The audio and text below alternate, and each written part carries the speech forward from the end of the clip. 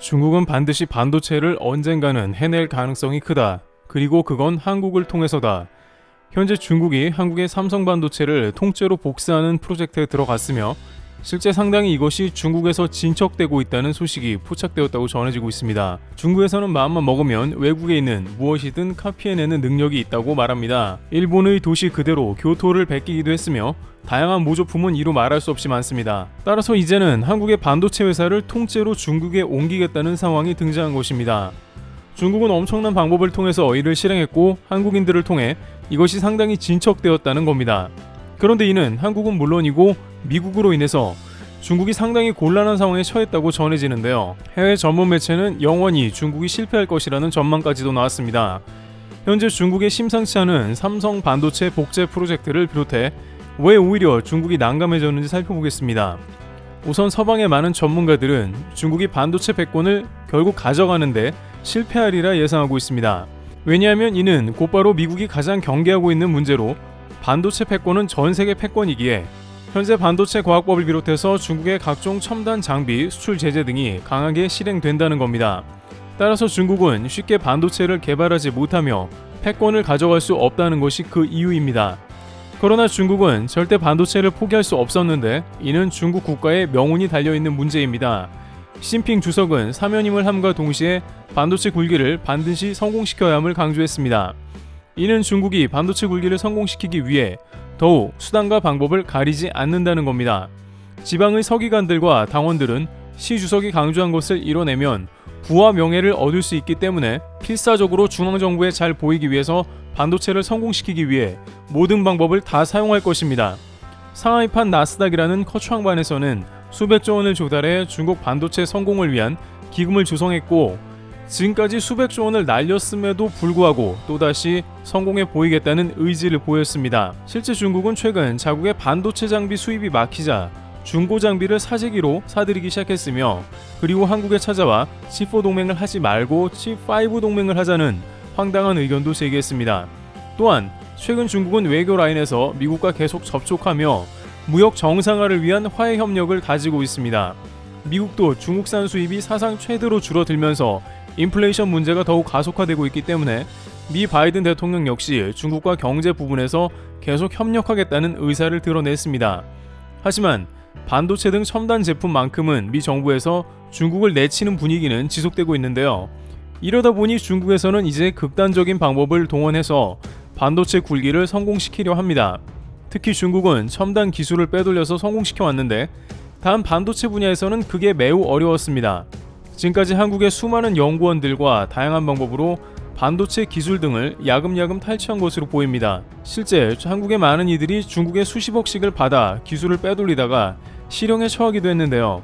하지만 반도체는 엄청난 기술이 누적되며 다양한 공정이 일괄되게 결합되어야 가능한 부분이 있습니다. 이는 산업군에서 가장 어려운 분야로 분류되기에 미국조차 포기하고 한국에 하청을 주게 된 계기였습니다. 한국과 대만은 몸으로 때워야 하는 이런 일들을 수십 년간 해오며 노하우와 기술을 발전시켰습니다. 따라서 핵심 기술조차 막힌 중국에서는 매우 낮은 공정 수준의 반도체만 간신히 성공했던 것입니다. 그래서 중국은 이제 극단적인 선택을 내렸는데 삼성 반도체 전체를 복사해 버리자는 것이었습니다. 이를 위해서 한국조차 놀랄 프로젝트를 준비하는데 한국의 유능한 반도체 인원을 수백 명 포섭하고 이들은 모든 각 공정을 담당하고 삼성 반도체 전체의 설계 도면 등을 빼돌려 각 모듈을 담당하게 한 것입니다. 그렇게 되면 한국의 반도체 공장을 그대로 중국에 복사할 수 있다는 가능성이 열린 걸로 본 겁니다.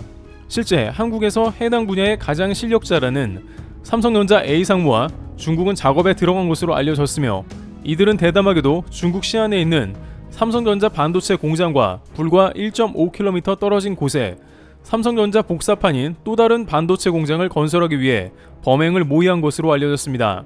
A씨는 삼성전자 상무를 거쳐 SK하이닉스 부사장을 지내는 등 국내 반도체 제조 분야에서 권위자로 손꼽혔던 인물이라고 알려졌는데 문제는 그는 실제 중국에서 삼성 반도체 공장 일부를 복사했다는 겁니다.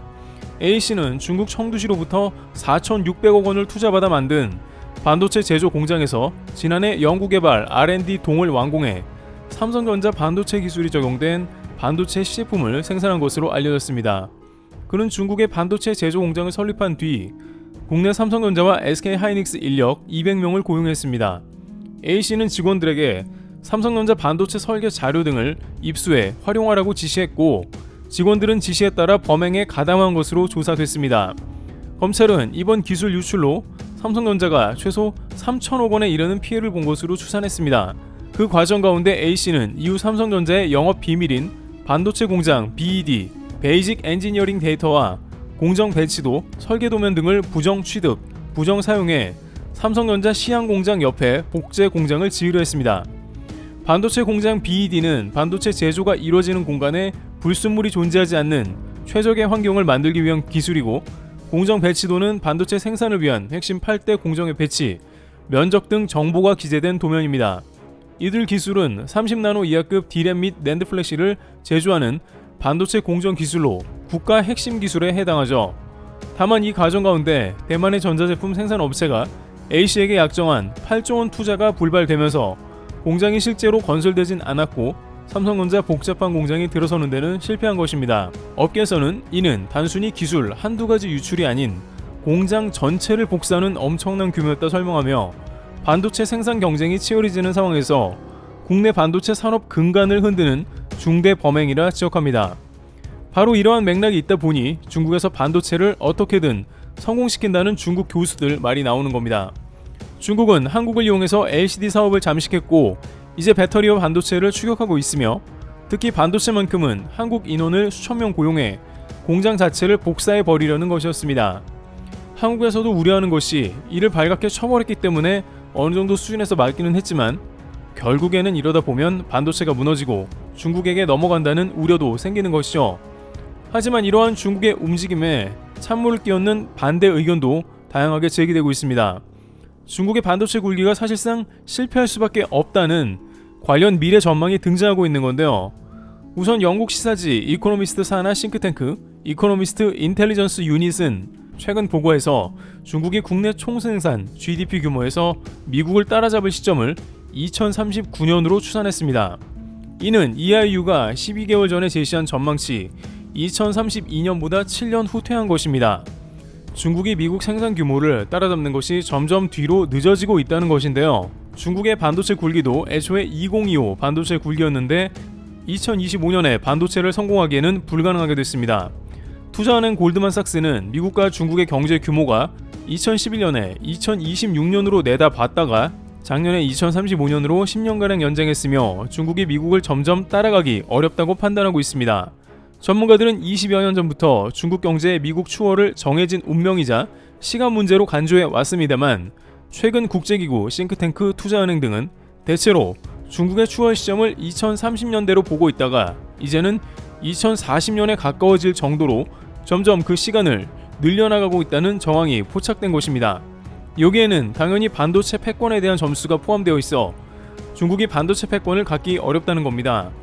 이같이 급격한 판단 변화에는 중국 성장세를 둘러싼 의문이 반영됐습니다. 이코노미스트는 중국의 생산성 증가세 둔화, 특히 노동인구 급감을 예고한 인구구조 변화를 주요 변수로 지목했으며, 유엔은 중국의 15에서 64세 생산 가능한 인구가 2030년대에 1억 명 이상 준다고 했습니다.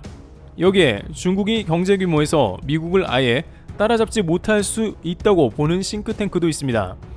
캐피털 이코노믹스는 인구 구조 변화를 고려할 때 중국이 2030년대에 미국을 추월하지 못하면 영원히 못할 수 있다고 올해 진단했습니다. 갈수록 중국에 암울한 전망이 나오는 겁니다. 만약 중국이 반도체 패권을 가져갔다면 이러한 전망은 크게 달라졌을 수도 있을 상황인데요. 그러나 실제 중국에서 한국의 반도체 공장을 통째로 복사하는 것은 사실상 불가능하다고 전해지고 있는데, 일단은 한국의 가장 중요한 고단위의 첨단 반도체 기술은 빼돌리기 불가능하다는 의견입니다. 반도체 공장 부지나 BED 정보는 가져갈 수 있지만 내부에 있는 칩이나 여러 공정의 제어는 불가능합니다. 여기에 가장 결정적인 이유는 핵심 장비들이 앞으로 중국에 반입되는 게 불가능하다는 이유입니다. 미국은 반도체 설계 자동화 소프트웨어를 가지고 있는데 이것부터 당장 제한했습니다. 또한 AI 칩 대부분이 미국 기술인데 이 역시 미국 정부는 중국의 수출을 금지한 상황이기도 합니다. 결정적으로 네덜란드의 EUV 노광 장비를 생산하는 ASML의 중국 수출길이 역시 막힌 상황입니다. 중국 파운드리 기업인 SMIC는 기술력이 떨어지는 심자외선 DUV 노광 장비만 이용하게 됩니다. 이런 핵심 반도체를 모두 서방이 막아버리면 중국은 성공할래야 할 수가 없다는 이야기입니다. 여기에 중국이 관료주의와 돈으로 해결하려 하는데 R&D가 따라야 하는 반도체 사업에는 쥐약이고, 삼성전자의 경우 오히려 300조 원을 파운드리에 투자하니 중국과의 격차가 멀어질 수밖에 없다는 것이죠. 그렇기 때문에 중국은 대만을 침공해서라도 TSMC를 가져간다는 야욕을 보이고 있습니다만, 그마저 미국과 중국의 군사적 긴장과 후유증, 최악의 경우 시설 폭파마저 예상되고 있습니다. 이와 같이 중국은 삼성 반도체 공장을 통째로 한국인들을 통해 복사하려고 준비했습니다만, 결국에는 다양한 이유로 이러한 시도는 실패로 끝날 수밖에 없다는 전망이 나오고 있습니다. 트래블TV였습니다. 감사합니다.